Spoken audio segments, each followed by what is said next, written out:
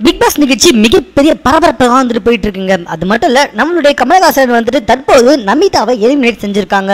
நமிதா வந்துட்டு எலிமினேட் ஆகி வந்ததுக்கு அப்புறமா என்ன சொல்லியிருக்காங்க அப்படின்னு சொல்லி பார்த்தீங்கன்னா, நான் தற்போது இந்த பிக் பாஸை விட்டு வெளியே போகுது உண்மையிலேயே எனக்கு ரொம்ப பெரிய மகிழ்ச்சியா இருக்கு அப்படின்னு எல்லாருக்கிட்டையுமே சொல்லிட்டு வந்தவங்க.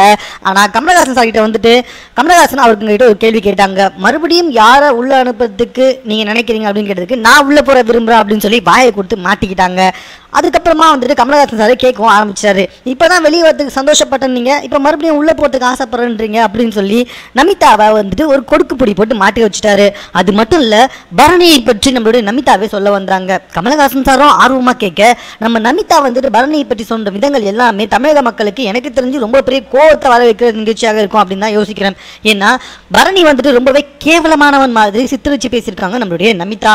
கமலஹாசன் சார் வந்துட்டு இல்ல, நாங்க பார்த்த வரைக்கும் எந்த ஒரு ஃபுட்டேஜ் அந்த மாதிரி எங்களுக்கு எதுவுமே ஸ்ட்ரைக் ஆகல அப்படின்னு நமிதா கிட்ட கமலஹாசன் வெளிப்படையா பேசியும் நம்ம நமிதா வந்துட்டு விடாம இல்ல, அவர் வந்துட்டு வேணும்னே வந்துட்டு இடிக்கிற மாதிரி பேசியிருக்காரு, வேணும்னே கிட்ட வந்து பேசியிருக்காரு, அவர் வந்துட்டு பெண்கள் கிட்ட சரியா நடந்துக்கல அப்படின்னு நம்ம நமிதா வந்துட்டு கமலஹாசன் சாரை எதிர்த்து பரணி பற்றி ரொம்ப தவறாகத்தான் பேசிட்டு இருக்காரு.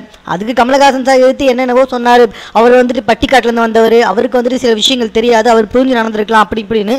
இருந்தாலும் நமிதா வந்துட்டு தான் பிடிச்ச புடி அப்படின்ற மாதிரி வந்துட்டு பரணி கேவலமான தான் அப்படின்னு ரொம்பவே ஆணித்தரமா சொல்லி அப்படியே நிக்க வச்சுட்டாங்கன்னா பாத்துக்கோங்க.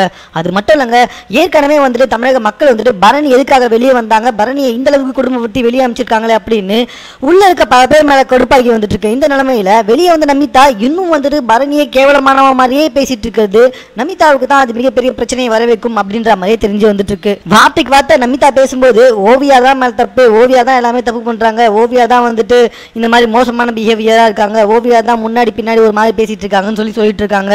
ஏற்கனவே வந்துட்டு மக்கள் எல்லாருமே ஓவியா பக்கம் தான் நின்றுட்டு இருக்காங்க. இது பத்தாதுன்னு ஓவியா பேரணி, ஓவியாவோட ஆர்மி அப்படின்னு ஏகப்பட்டது வந்துட்டு முளைச்சிருக்கு.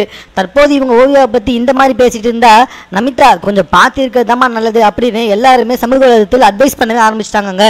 மேலும் இது போன்ற செய்திகளை உடனுக்குடன் தெரிந்து கொள்வதற்கு எங்க சேனலை சப்ஸ்கிரைப் பண்ணுங்க. இந்த வீடியோ பிடிச்சிருந்தா லைக் பண்ணுங்க. உங்க கமெண்ட் எதுவாக இருந்தாலும் ஓகே, எங்க கூட ஷேர் பண்ணிக்கோங்க. இது குறித்த முழு வீடியோவையும் ஹாட்ஸ்டார் இணையதளத்தில் சென்று பார்த்துக்கோங்க. தேங்க்யூ.